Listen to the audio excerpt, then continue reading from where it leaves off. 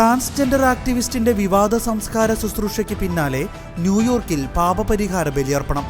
Transgender ആക്ടിവിസ്റ്റായിരുന്ന വ്യക്തിയുടെ മൃതസംസ്കാര ശുശ്രൂഷ വിവാദമായതിന് പിന്നാലെ ന്യൂയോർക്കിലെ പ്രശസ്തമായ സെന്റ് പാട്രിക്സ് കത്തീഡ്രൽ ദേവാലയത്തിൽ പാപപരിഹാര ബലിയർപ്പണം നടത്തി. സ്ത്രീവേഷത്തിൽ നടന്നിരുന്ന സിസിലിയ ജെൻലി എന്ന പുരുഷന്റെ സംസ്കാര ശുശ്രൂഷയാണ് ഇക്കഴിഞ്ഞ 15-ാം തീയതി കത്തീഡ്രൽ ദേവാലയത്തിൽ വെച്ച് നടന്നത്. ന്യൂയോർക്ക് സംസ്ഥാനത്ത് ലൈംഗിക വൃത്തി നിയമവിധേയമാക്കാൻ ശക്തമായി നിലകൊണ്ട വ്യക്തിയായിരുന്നു ജെൻലി. ഫാഷൻ വസ്ത്രവിധാനങ്ങളോടെ നിരവധി ആളുകൾ പങ്കെടുത്ത സംസ്കാര ചടങ്ങ് ദേവാലയത്തിന്റെ പരിശുദ്ധിയെ തന്നെ കളങ്കപ്പെടുത്തിയെന്നും ആക്ഷേപമുണ്ടായിരുന്നു. മരിച്ചയാളുടെ പശ്ചാത്തലവും പ്രവർത്തന മേഖലയും പിന്തുടർന്നിരുന്ന ആശയത്തെക്കുറിച്ചും ധാരണയില്ലായിരുന്നു എന്നാണ് സഭ പിന്നീട് അറിയിച്ചത്. വേദനയുടെ നടുവിലും പുഞ്ചിരിയോടെ നിത്യതയിലേക്ക് യാത്രയായ സന്യാസിനിയുടെ നാമകരണ നടപടിക്ക് ആരംഭം. വേദനയുടെ നടുവിൽ പുഞ്ചിരിയോടെ നിത്യതയിലേക്ക് യാത്രയായി ആഗോള ശ്രദ്ധ നേടിയ സിസ്റ്റർ സിസിലിയെ വിശുദ്ധിയായി പ്രഖ്യാപിക്കുന്നതിനുള്ള നടപടിക്രമങ്ങൾ ആരംഭിക്കുന്നതിനുള്ള ഉത്തരവിൽ ഒപ്പുവെച്ച് അർജന്റീനിയൻ രൂപത. കർമലൈറ്റിൻ ഓഫ് സാന്റാഫി സന്യാസിനിയായ സിസ്റ്റർ സിസിലിയുടെ നാമകരണ നടപടികൾ ആരംഭിക്കുന്നതിനായി അർജന്റീനയിലെ ആർച്ച് ബിഷപ്പ് സെർജിയോ ഫെനോയാണ് പ്രാഥമിക ഉത്തരവിൽ ഒപ്പുവെച്ചത്. 26-ാം വയസ്സിൽ നഴ്സിംഗ് പഠനം പൂർത്തിയാക്കിയ ശേഷമാണ് സിസിലിയ ക്രിസ്തുവിന്റെ മണവാട്ടിയാകാൻ തീരുമാനിച്ചത്. കർമ്മനിരതമായ പ്രവർത്തനങ്ങൾക്കിടെ സിസ്റ്ററിന് ശ്വാസകോശ ക്യാൻസർ ബാധിക്കുകയും പിന്നീട് മരിക്കുകയുമായിരുന്നു. ഹോങ്കോങ്ങിന്റെ പരിഗണനയിലുള്ള നിയമനിർമ്മാണം ക്രൈസ്തവരുടെ മതസ്വാതന്ത്ര്യത്തെ ബാധിക്കുമെന്ന് മുന്നറിയിപ്പ്.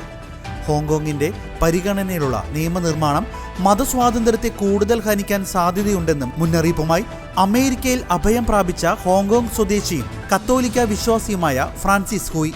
ആർട്ടിക്കിൾ 23 എന്ന് പേരിട്ടിരിക്കുന്ന നിയമനിർമ്മാണം 2020-ൽ പാസാക്കിയ ദേശീയ സുരക്ഷാ നിയമത്തിന്റെ അധികാര പരിധി വർദ്ധിപ്പിക്കുമെന്നും ക്രൈസ്തവർ ഉൾപ്പെടെയുള്ളവർക്ക് വലിയ ഭീഷണിയായി തീരുമെന്നും ഹഡ്സൺ ഇൻസ്റ്റിറ്റ്യൂട്ട് സംഘടിപ്പിച്ച പാനൽ ചർച്ചയിൽ ഫ്രാൻസിസ് ഹൂയ് വ്യക്തമാക്കുകയായിരുന്നു.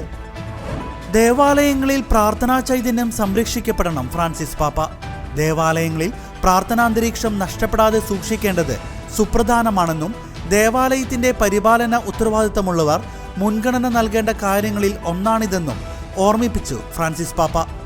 ബർസലോണയിലെ 140-ലേറെ വർഷമായിട്ടും ഇപ്പോഴും നിർമ്മിതി തുടരുന്നതുമായ തിരുക്കുടുംബ ബസിലിക്കയുടെ നിർമ്മാണ ചുമതലയുള്ള സമിതി അംഗങ്ങളുമായി നടത്തിയ കൂടിക്കാഴ്ചയിലാണ് പാപ്പ ഈ കാര്യം ഓർമ്മിപ്പിച്ചത്. സ്പെയിനിൽ 1882-ൽ നിർമ്മാണം ആരംഭിച്ചതും 2010 നവംബർ 7-ന് ആശീർവദിക്കപ്പെട്ടതും ഇപ്പോഴും നിർമ്മാണം തുടരുന്നതുമായ ദേവാലയമാണ് തിരുക്കുടുംബത്തിന്റെ ബസിലിക്ക.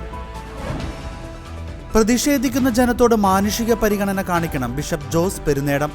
വന്യമൃഗ ആക്രമണത്തെ തുടർന്ന് പാക്കം സ്വദേശിയായ പോൾ മരണപ്പെട്ടതിനെ തുടർന്ന് പുൽപ്പള്ളിയിൽ അരങ്ങേറിയ പ്രതിഷേധ പ്രകടനത്തിൽ പങ്കെടുത്തവർക്കെതിരെ കേസെടുത്തത് പുനഃപരിശോധിക്കണമെന്ന് മാനന്തവാടി രൂപത അധ്യക്ഷൻ ബിഷപ്പ് ജോസ് പെരുന്നേടം.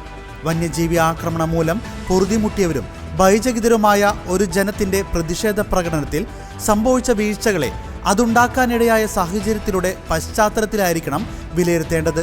എല്ലാം നിയമപരമായി നേരിടാമെന്നും കൈകാര്യം ചെയ്യാമെന്നും കരുതുന്നത് മൗഢ്യമാണെന്നും അദ്ദേഹം ചൂണ്ടിക്കാട്ടി.